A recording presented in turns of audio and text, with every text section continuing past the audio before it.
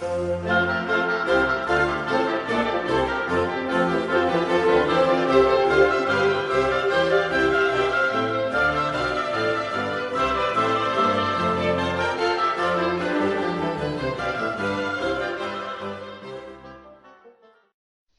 capítulo 20, de los versículos 11 al 18,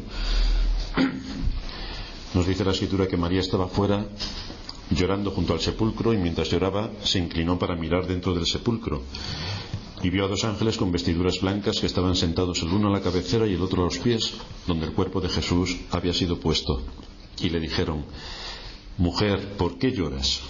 Les dijo: Porque se han llevado a mi Señor y no sé dónde le han puesto. Cuando había dicho esto, se volvió y vio a Jesús, que estaba allí, mas no sabía que era Jesús. Jesús le dijo: Mujer, ¿por qué lloras? ¿A quién buscas? Ella, pensando que era el hortelano, le dijo: Señor, si tú te lo has llevado, dime dónde lo has puesto y yo me lo llevaré. Jesús le dijo: María.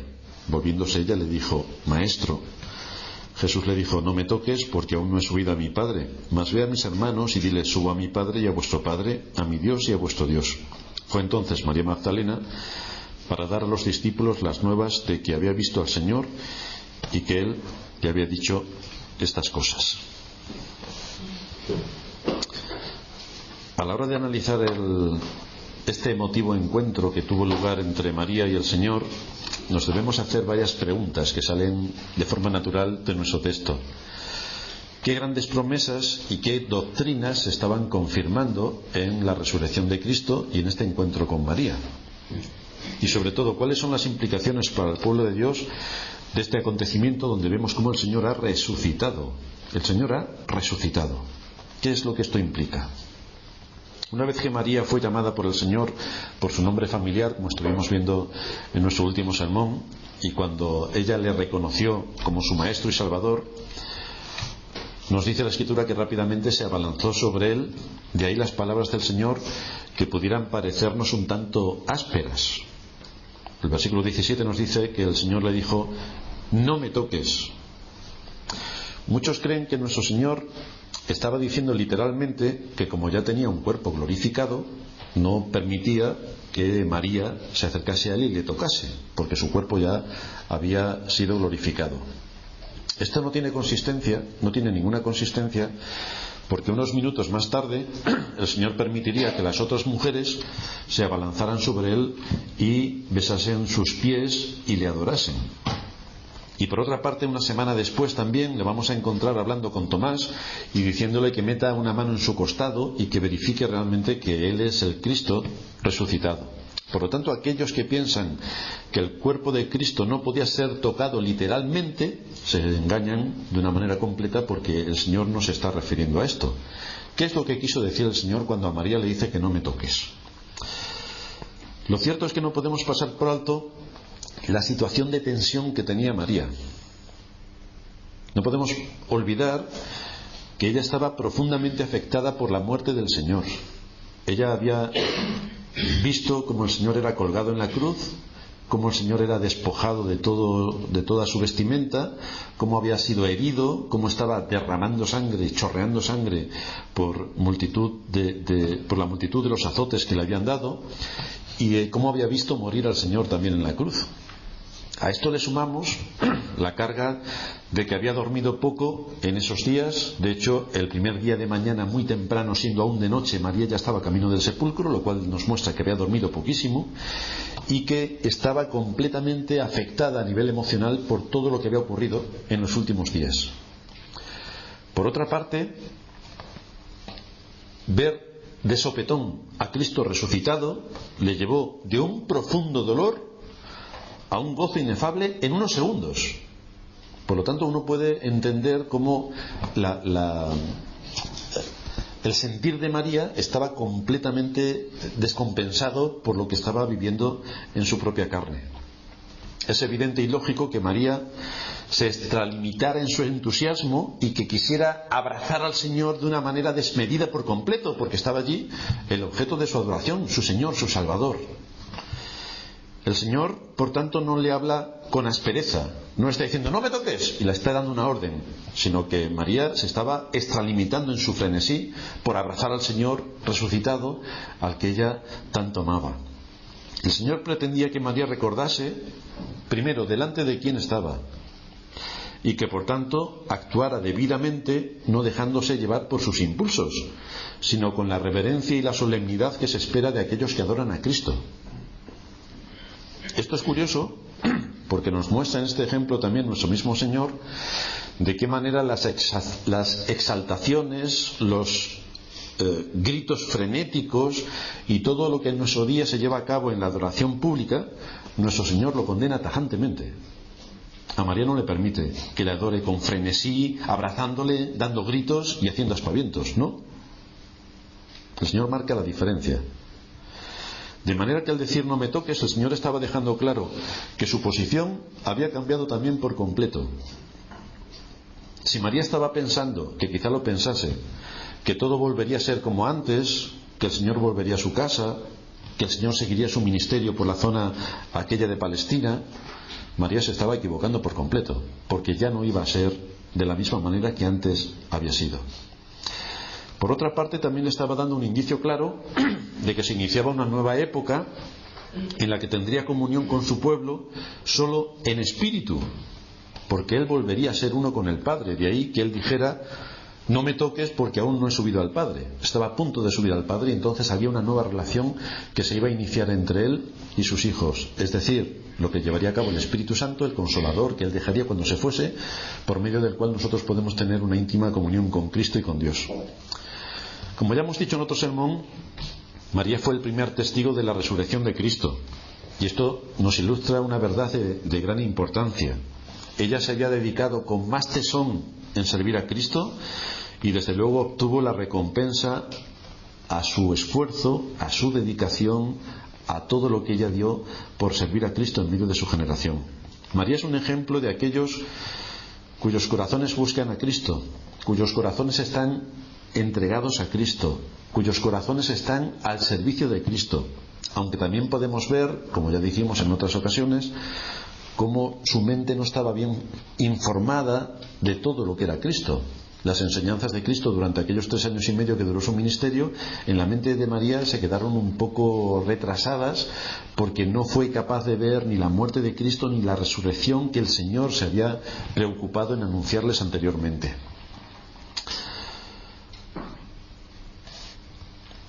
De ahí que podamos encontrar en muchos casos a personas que sirven a Cristo y están completamente entregados a la obra, con un corazón lleno de amor en el servicio que le deben a Dios, pero sus mentes no están bien formadas en cuanto a las doctrinas y en cuanto a qué cosa está en cada sitio.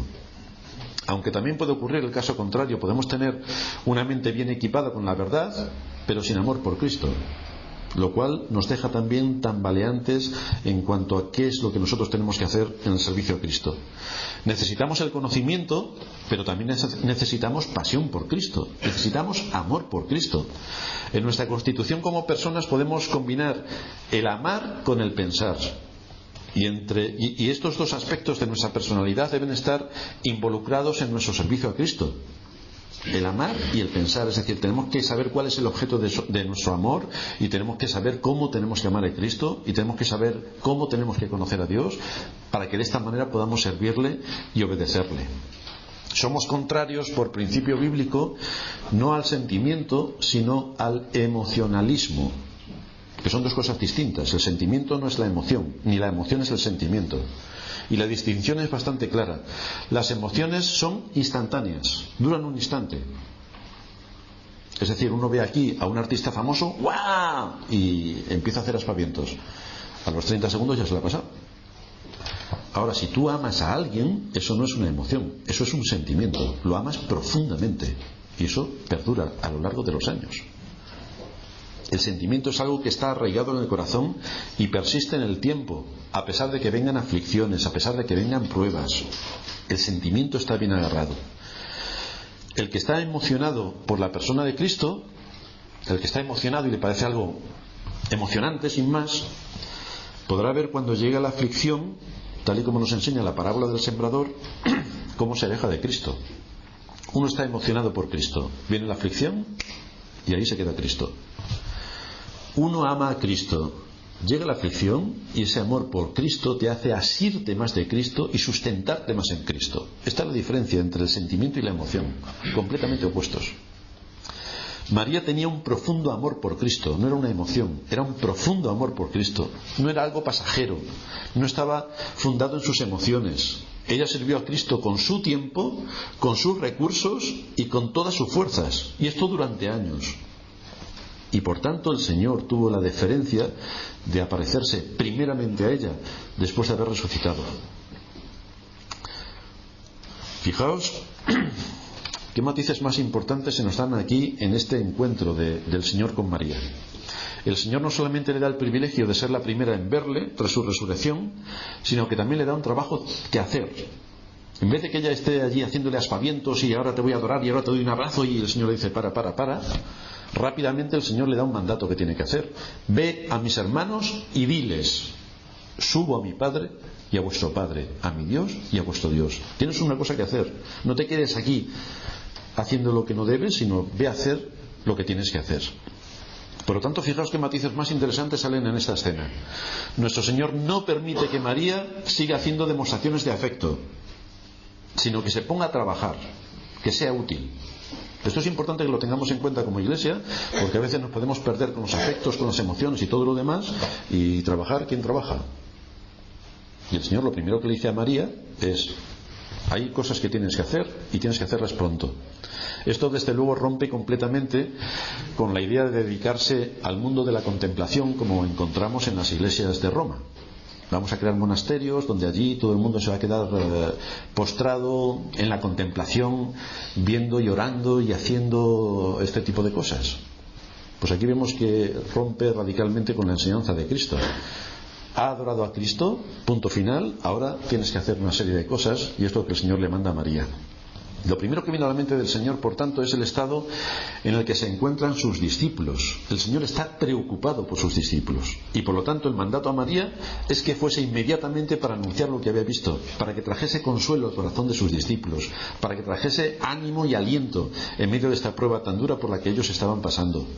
Y esto a pesar de la conducta bastante cobarde de los discípulos, que huyeron en los momentos más amargos de la vida del Señor.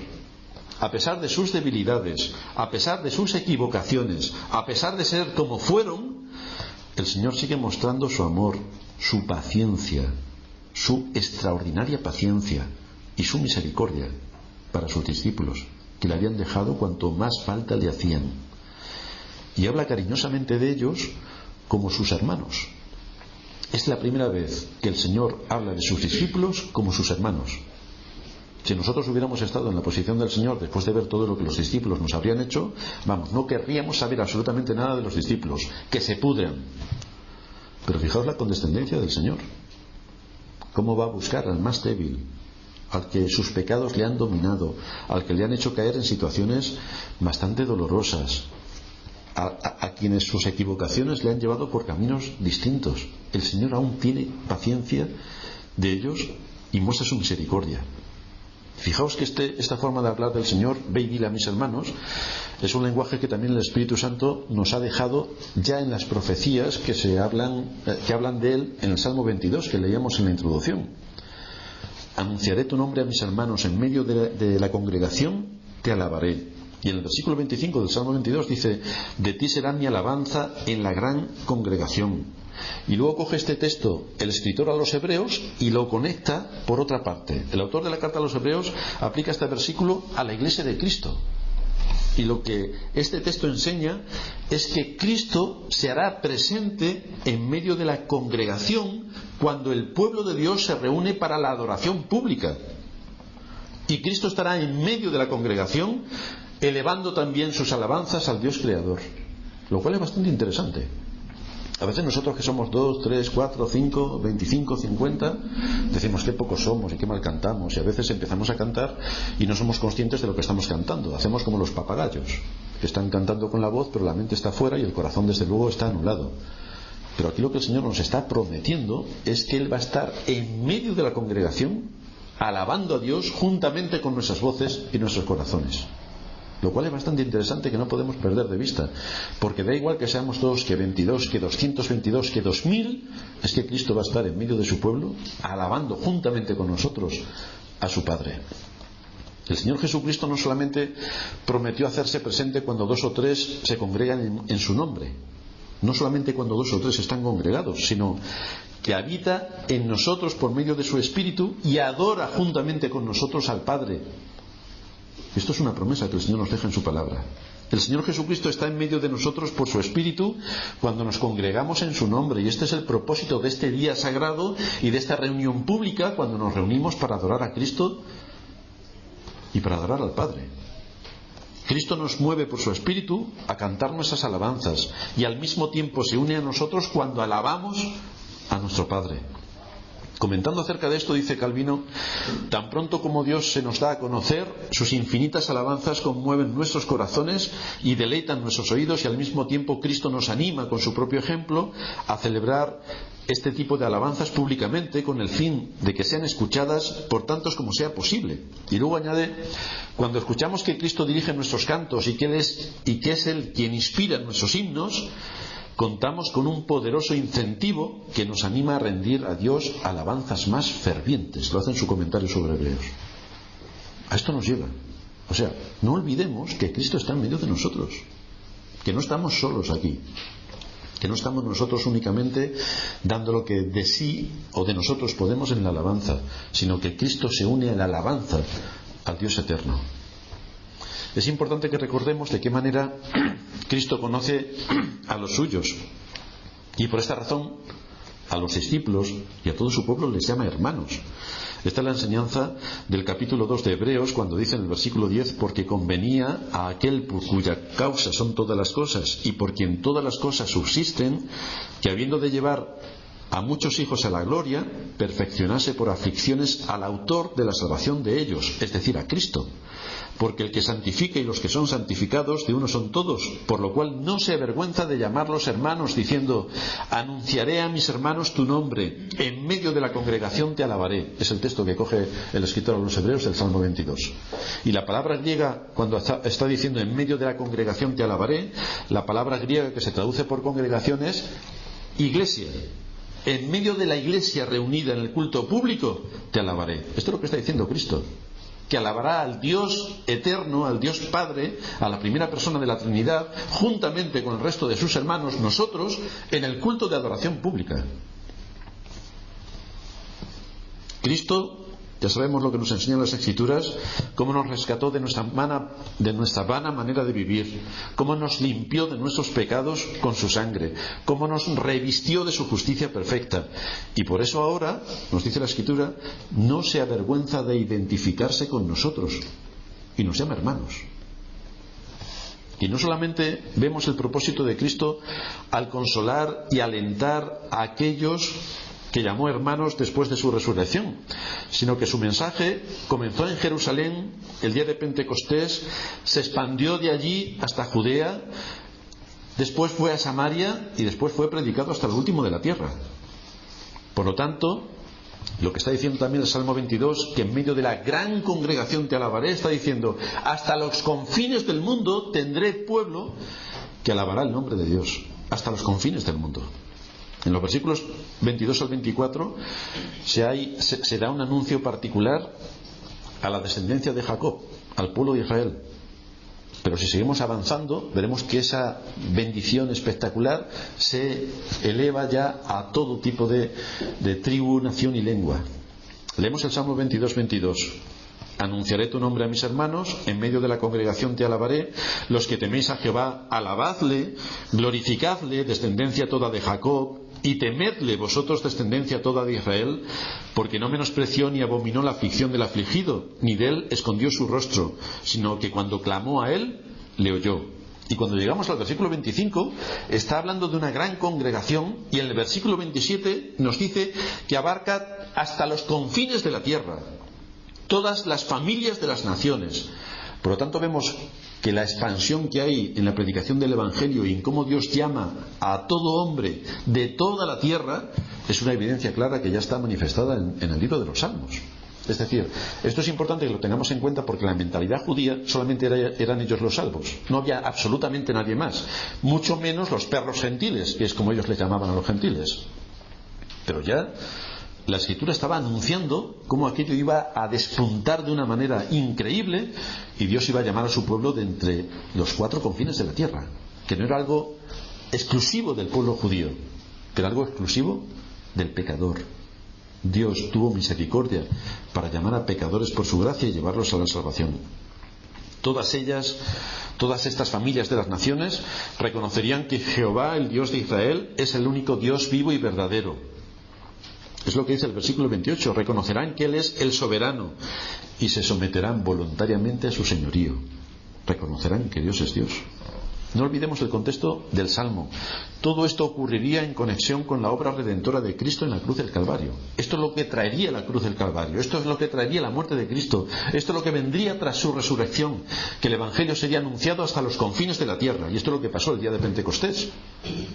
Fue el inicio en el que el Evangelio pudo expandirse hasta límites increíbles. Lo que se está profetizando, por tanto, es que en la persona y en la obra del Señor Jesucristo se encontraría el cumplimiento de la promesa contenida en el pacto que Dios hizo con Abraham en Génesis 12:3, cuando le dijo: serán benditas en ti todas las familias de la tierra. Y efectivamente, todas las familias de la tierra son benditas en la persona de Cristo, en la simiente de Abraham. El apóstol Pablo conecta ese texto de Génesis en Gálatas 3 y nos dice en el versículo 27 al 29: todos los que habéis sido bautizados en Cristo, de Cristo estáis revestidos, ya no hay judío ni griego, no hay esclavo ni libre, no hay varón ni mujer, porque todos vosotros sois uno en Cristo Jesús. Y si vosotros sois de Cristo, ciertamente linaje de Abraham sois y herederos según la promesa. Por lo tanto, no necesitamos venir genealógicamente según la carne de Abraham, sino según la fe. Estos son los que serán llamados hijos de Dios, los que vienen directamente de la fe de Abraham. Desde el llamamiento de Abraham, el Señor ya dio a conocer su intención de formar un pueblo que iba a usar como beneficio para todas las naciones. Israel no existía para sí misma, no existía para que dijesen: bueno, nosotros somos Israel, se llenasen de orgullo como se llenaron y pensasen que solamente a ellos les estaba adjudicada la salvación, sino que de entre ellos vendría el Redentor del mundo, y que ese Redentor sería del mundo, no de los judíos, del mundo. Lamentablemente muchos judíos perdieron de vista el gran propósito de su existencia, y como vemos a lo largo de la historia, su nacionalismo los cegó por completo, de manera que cuando vino el Mesías, ellos ya no lo reconocieron como Mesías porque estaban esperando otra cosa a la que su nacionalismo les llevó. Como ellos querían ser exclusivos y únicos en todo el mundo y solamente ellos eran dignos de ser llamados hijos de Dios, pues evidentemente esperaban un general que viniese para destruir al imperio romano y que el imperio israelita fuese el que dominase sobre todas las naciones. Y en vez de identificar a la muerte, al pecado y a Satanás como sus enemigos, identificaron al imperio romano como su enemigo. Y esto descabaló absolutamente todo el propósito de la redención que ya les estaba siendo anunciado desde el principio del mundo a través de las Sagradas Escrituras que ellos tenían, cosa que el resto de los pueblos no tenían, pero que ellos sí tenían. Por eso se molestaron tanto con el Señor cuando les habló de la parábola de los labradores malvados. Recordaréis la parábola, ¿no? Como envía a sus siervos, los matan, hasta que envía a su hijo y los matan.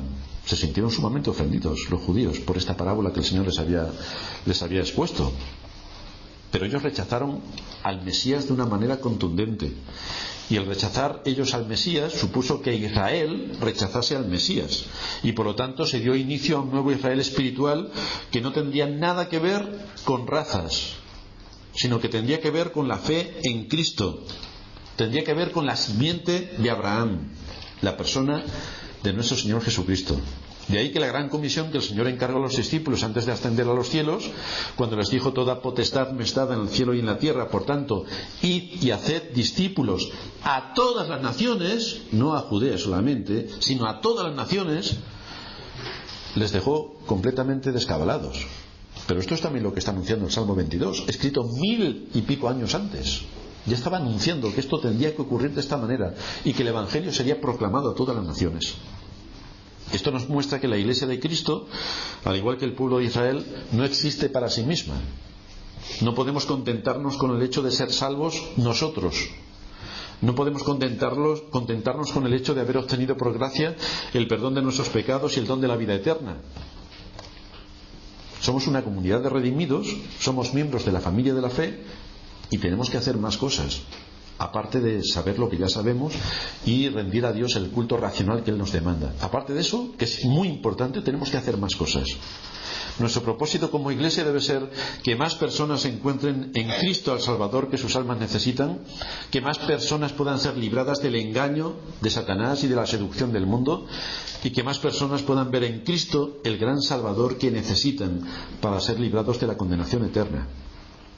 El cristianismo no es un billete gratis para ir al cielo, es la transformación de un corazón que es despertado a la condición en la que se encuentra, que es consciente de que la ira de Dios está sobre él, que ve la condenación que se cierne sobre él y que es llevado por la fe para ver en Cristo al único que le puede librar de una condenación segura. Y el propósito de la Iglesia, por tanto, debe ser cómo nos tenemos que organizar para que otros que no han conocido el Evangelio puedan conocer el Evangelio. Cómo nos podemos organizar para cumplir con el propósito evangelizador que tenemos como Iglesia. La Escritura nos dice que existe un solo Dios que se ha revelado a través de la creación de una manera natural y que de una manera extranatural se ha revelado a través de su palabra y a través de nuestro Señor Jesucristo. Y que hay un solo Dios. No hay un Dios para los chinos y que lo pueden adorar como quieran, otro Dios para los árabes y que lo pueden adorar como quieran, otro Dios para los hispanos que lo pueden adorar como quieran. No. Ni siquiera hay un Dios para ricos y otro para pobres, como muchos se preocupan en anunciar la religión católica, que habla de la teología de, ya no me acuerdo cómo le llaman, de la teología de la liberación, que es para los pobres, como si los ricos no estuviesen incluidos dentro de aquellos que han pecado y que merecen la condenación eterna. Dios es un único Dios. Oye Israel, el Señor nuestro Dios, el Señor uno es. Y empieza a dar así la serie de detalles de cómo debemos honrar a Dios. La Escritura anuncia con bastante claridad que en la Iglesia, en la congregación de los santos, no hay judío ni griego, no hay esclavo ni libre, no hay varón ni mujer, porque todos vosotros sois uno en Cristo Jesús, dice Pablo. Todos somos uno. Por eso nos alegramos que en nuestra congregación haya hermanos cubanos, dominicanos, colombianos, mexicanos, de Chile. Es genial, porque esto configura cómo Dios en su misericordia llamó a la salvación a gente de todo tipo de linaje, pueblo, lengua y nación. Y nos podemos reunir en torno a Cristo para adorar su nombre con un mismo corazón, con un mismo espíritu y con un mismo propósito. No hay diferencias, ni raciales ni de nacionalidad, porque nos reunimos con un mismo propósito: honrar al Dios de nuestra salvación. Y a pesar de toda la gran enemistad que los creyentes tienen que soportar a lo largo de los siglos, y ahí vemos la historia de la Iglesia, cómo ha tenido que soportar bastantes afrentas, el Señor ha ido cumpliendo continuamente su promesa. Y su promesa es que las puertas del Hades no prevalecerían contra la Iglesia y que Él estaría con nosotros en cumplimiento de la gran comisión que dio a los apóstoles. Estará con nosotros todos los días hasta el fin del mundo. Estará con la Iglesia todos los días hasta el fin del mundo. Esta es también su promesa. ¿Y cuál es este mensaje que sería preservado y proclamado hasta la postrera generación que nos habla aquí el libro de los Salmos del capítulo 22? Nos dice el versículo 31 que vendrán y anunciarán su justicia y que a pueblo no nacido aún anunciarán que Él hizo esto. Esta es la esencia del mensaje del Evangelio, que la justicia que no tenemos en nosotros mismos, Dios la ha provisto en Cristo para todo aquel que cree. De manera que vemos cómo lo que nos enseñan los autores del Antiguo Testamento en los Salmos y en el resto de los profetas coincide absolutamente con la enseñanza del Nuevo Testamento, y vemos la unidad en el propósito y en el mensaje que Dios tiene que transmitirnos. Después de 21 siglos, la obra redentora de Cristo en la cruz continúa siendo proclamada. Después de 21 siglos. y está siendo usada todavía por el Espíritu de Dios para abrir los ojos de los ciegos y para darle vida a los muertos. 21 siglos después, Dios sigue llevando a cabo su propósito para sacar de la muerte a los pecadores y llevarlos al reino de Cristo. Al igual que José, después de que fue librado de la prisión y fue elevado a una posición de dignidad y honor, como desde esa posición él se presenta a sus hermanos, que no lo reconocieron, pero él se presenta a sus hermanos y le dice: yo soy vuestro hermano. De la misma manera ocurre también con Cristo. Dice la Escritura que no se avergüenza de llamarnos hermanos. No se avergüenza. Si nosotros tuviéramos que llamar hermanos a muchos de nuestros hermanos de verdad, nos avergonzaríamos. Pero vemos como el Señor no se avergüenza, como el Señor conoce nuestras debilidades, conoce nuestros pecados, conoce nuestras caídas, conoce nuestras equivocaciones, conoce nuestras malas intenciones y conoce todo lo que hay en nuestro interior. Y a pesar de todo esto, no se avergüenza de llamarnos hermanos. Este es el primer mandato que el Señor le da a María: ve y dile a mis hermanos. Y por lo tanto es un mandato que nos da a todos nosotros. María fue honrada por Cristo al recibir este mandato y poder anunciar a otros el cumplimiento de las promesas de Dios. Verdaderamente el Señor ha resucitado. Comunícalo con aquellos que te rodean. Ve y dilo a mis hermanos que ha resucitado. El Señor estaba afirmando aquí que su resurrección era un paso también hacia su regreso al reino de los cielos. Lo que el Señor estaba exponiendo es que no había salido de la tumba para quedarse con ellos en la tierra y continuar aquí sus actividades, sino que resucitó para entrar en los cielos. Por eso el mandato es: ve y dile a mis hermanos, subo a mi Padre y a vuestro Padre, a mi Dios y a vuestro Dios. Diles que he resucitado, pero que voy a llevar a cabo el cumplimiento de la obra redentora. Al decir subo a mi Padre y a vuestro Padre, a mi Dios y a vuestro Dios, el Señor estaba transmitiendo un mensaje de consuelo y a la vez estaba marcando con precisión la realidad de su misión. Fijaos que no dijo: voy a nuestro Padre y a nuestro Dios. No, dijo: voy a mi Padre y a vuestro Padre. Pero lo separó. No es por enriquecer el lenguaje que el Señor lo está diciendo, sino que lo está diciendo intencionadamente. Dice Calvino: Cristo prohíbe a sus discípulos que centren toda su atención en su resurrección y les exhorta a que vayan más lejos, hasta llegar al reino espiritual, a la gloria celestial y a Dios mismo. Y aquí, cuando el Señor está hablando de Dios como su Padre, hace referencia a la relación íntima que existe entre la primera y la segunda persona de la Trinidad. El apóstol Pedro utiliza esta misma expresión también en su primera carta, en el capítulo 1, versículo 3, cuando dice: el Dios y Padre de nuestro Señor Jesucristo, que es distinto en sus relaciones a nosotros. Nuestro Señor Jesucristo es hijo de Dios por naturaleza. Nosotros no. Nuestra naturaleza no es ser hijos de Dios. Nosotros somos adoptados hijos de Dios, pero no somos por naturaleza hijos de Dios. Un gato da a luz otro gato. Un ser humano da a luz un ser humano. Por lo tanto, es incomprensible que nosotros podamos ser hijos de Dios en su propia naturaleza, porque nuestra naturaleza es completamente distinta a la suya. Ahora bien, en la misericordia de Dios nos ha adoptado como hijos suyos, nos ha hecho miembros de la misma familia, y por eso el Señor dice que no se avergüenza de llamarnos hermanos. Pertenecemos a la misma familia a nivel legal, no por naturaleza, no por generación, sino a nivel de la ley. Delante de la ley somos hermanos de Cristo. El Padre, Dios el Padre, llevó a morir a nuestro Señor Jesucristo para saldar la deuda que la ley reclamaba contra nosotros. Dios el Hijo resucitó para vencer a la muerte, al pecado y a Satanás. Nuestro Señor Jesucristo ascendió a los cielos y desde allí está intercediendo por nosotros hasta su segunda venida. Y estas cuatro cosas es importante que las tengamos en cuenta para no centrarnos siempre en una de ellas o en la muerte, en la resurrección, sino en ver todo el plan de redención que Dios llevó a cabo en Cristo. Dice el apóstol Pablo en Romanos 8:24: ¿quién es el que condenará? Y cita 4 grandes acontecimientos por los cuales es imposible que nadie pueda condenar a los hijos de Dios.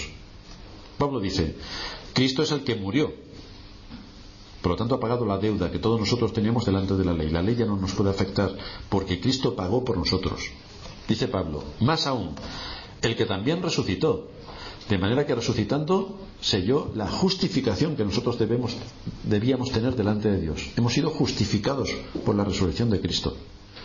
El que además, dice Pablo, está a la diestra de Dios. Es decir, el propósito de su redención, que era subir a Cristo y desde ahí gobernar sobre toda la creación, también fue cumplido. Y en cuarto lugar, dice Pablo, el que también intercede por nosotros.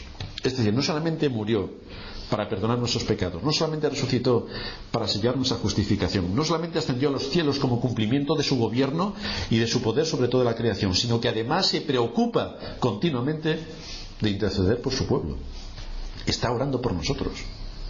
No solamente le tenemos aquí en medio de nosotros, que por medio de su espíritu se unen las alabanzas y tocan nuestros corazones y nos alienta por medio de la predicación de su palabra, sino que también intercede continuamente por su pueblo. La labor de Cristo es continua en medio de su iglesia.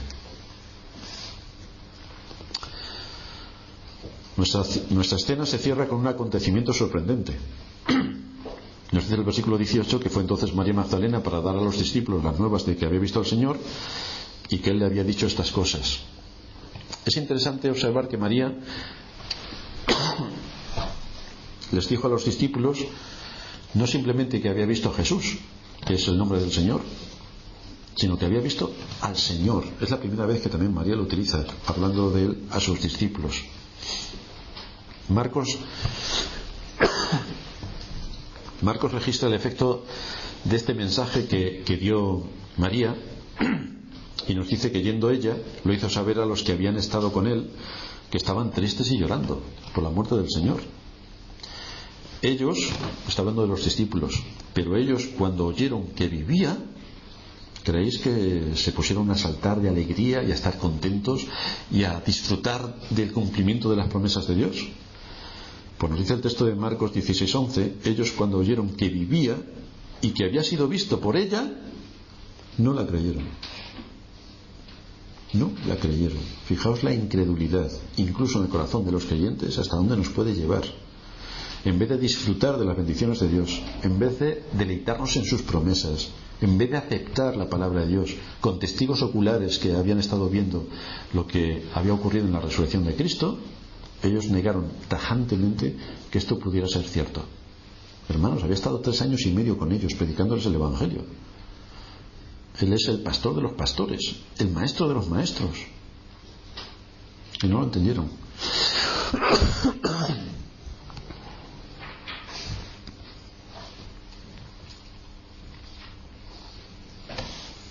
Son cosas verdaderamente inexplicables. Pero fijaos cómo a pesar de este espíritu de incredulidad que les dominó en esos momentos, cómo el Señor tuvo compasión de ellos, cómo tuvo paciencia para ir mostrándose a todos ellos, y finalmente a los apóstoles les encargó la predicación del Evangelio, y fueron los que llegaron a ser el fundamento de la iglesia, fundada sobre el cimiento de los apóstoles y profetas, siendo la principal piedra del ángulo Cristo.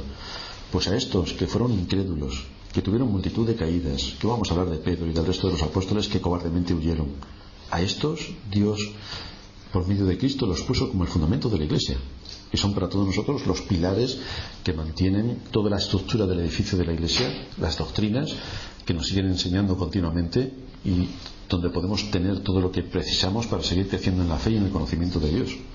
Pero fijaos sus caídas, fijaos hasta dónde llegaron, y fijaos continuamente el amor y la misericordia de Dios para levantarlos de la situación en la que estaban y darles un lugar de preeminencia por encima de muchos de nosotros. Vamos a terminar en orden.